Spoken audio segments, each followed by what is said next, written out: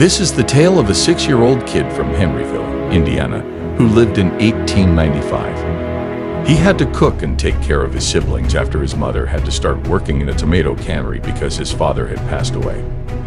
Life hit him hard when he was very young, and as a result of the challenging circumstances he encountered, he was forced to work as a farmhand at the age of 10. He fled his home and left high school when he was in the 6th grade. He began his career painting horse-drawn vehicles.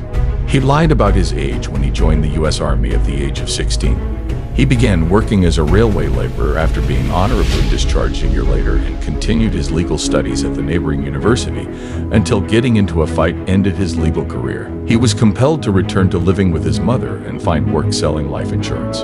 He was eventually let go for disobeying orders after some time. He started a ferry boat business a few years later, and it took off right away.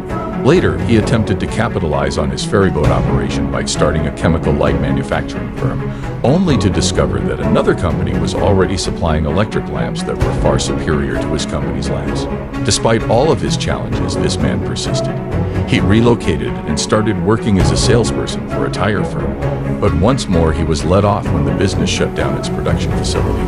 He met the general manager of an oil firm when he was 40 years old, who requested him to run a service station for him. But that same year, the Great Depression forced the station to shut down once more. He was given a free service station by the Shell Oil Company in exchange for a share of revenue. He began running the petrol station and serving chicken dishes and other straightforward meals to customers who were passing by. A few years later, he became well known in the neighborhood due to his pan-fried chicken, which quickly became a local favorite. He demolished the station and opened a legitimate eatery. After a modest amount of success in this business, he began to promote his food. To his horror, an argument with a nearby rival suddenly broke out, leading to a fatal gunfight in which one of his employees perished. He purchased a motel next to his chicken restaurant 4 years later in the hopes of increasing business, but it caught fire and both buildings were destroyed. But until World War II compelled him to shut it down once more, this ambitious guy rebuilt and operated a new motel with a 140-seat restaurant. He attempted marketing his dishes to other eateries once the war was over.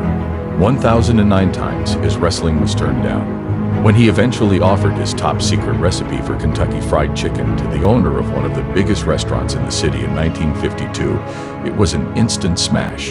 As a result, a number of different restaurant proprietors franchised the idea and paid him $4 for each chicken. The good times, however, didn't last very long. Due to decreased client flow from an interstate route, his own restaurant suffered. Only his savings and the $105 per month from his Social Security were left after he sold it. Finally, he went after his dream of franchising his chicken concept across the country and traveled the country in search of suitable eateries. In 1959, he inaugurated a brand new eatery and the corporate headquarters. He regularly slept off in the trunk of his car. When he went to eateries, he offered to prepare the chicken for the proprietors. If they accepted, he negotiated a franchise right.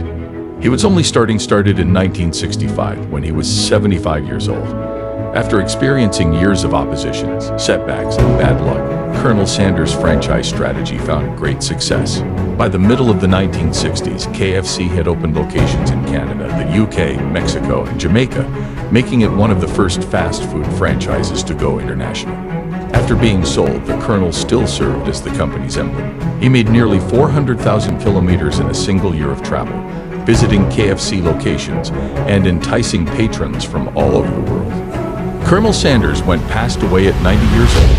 There were almost 6,000 KFC restaurants in 48 different countries at that time. As of 2022, there are at least 25,000 KFC outlets in 147 countries and territories in the world. Remember Colonel Sanders' tale if you are feeling discouraged or overwhelmed by rejection. He was a 6th grade dropout who was dismissed from numerous jobs, had his law career destroyed, had setbacks from the Great Depression, a fire, and World War II. Yet he went on to become the most well-known cook in the entire world. Colonel Sanders, the founder of one of the biggest fast food franchises in the world, was many things after attaining retirement age. But most importantly, he was a fantastic success story.